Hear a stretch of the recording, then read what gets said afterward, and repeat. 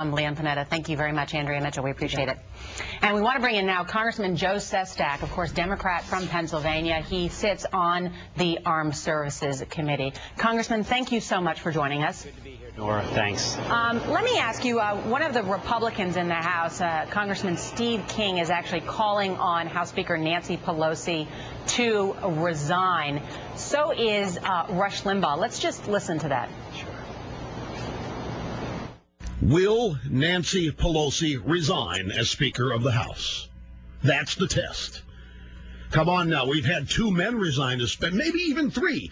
So if women really want equal treatment, if they really want to crash through that glass ceiling, there is no better benchmark than Nancy Pelosi taking herself and her place right alongside 2 men who resigned. Congressman, do you want to respond to Rush Limbaugh? I think I want to respond on a broader sphere. I appreciate what Rush wants to say, but this is an issue really here for good governance. This is when government officials tend to be at their worst. It is where we recognize that, we fail to recognize that instead of having this warfare that also becomes very personal in the use of words between agencies here in government, that it's harming our public good. I believe that the president, as much as he wants to look forward and not look behind at our wake, has to change that and has to establish a nonpartisan, outside of Congress and the executive branch, a commission in order to get to the bottom line. Otherwise, we're just going to have this name calling that does nothing except have me come back again to respond to that. And, Congressman, I hear what you're saying about good governance, and watched very closely what you said on Hardball last night with Chris Matthews when he asked you whether Pelosi should be put under oath to get to the bottom of this issue, and you said I'd put anyone in America under oath if we can help improve good governance and accountability. So you're saying your own speaker should be put under oath on this matter?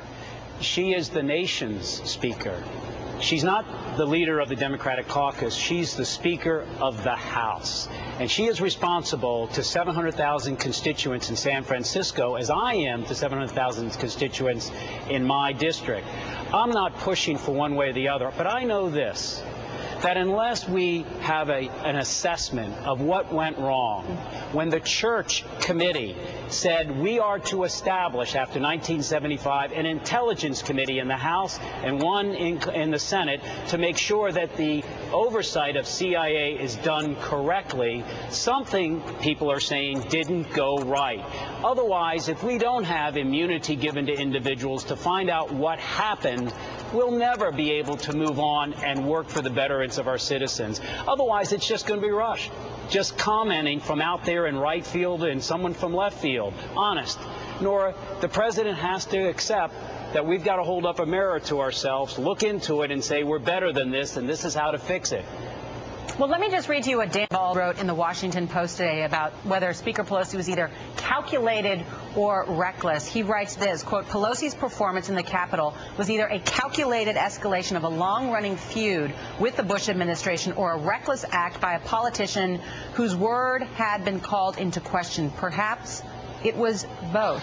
Do you think it was reckless of the Speaker, as you mentioned, she's the Speaker of the House, not the leader of the Democratic caucus, in your words, that it was reckless of her to say that the CIA misled the Congress, that has now forced the head of the CIA, Leanne Panetta, to put out a pretty extraordinary statement saying that this is part of the political hay that goes on and that, in fact, it is their policy not to mislead Congress?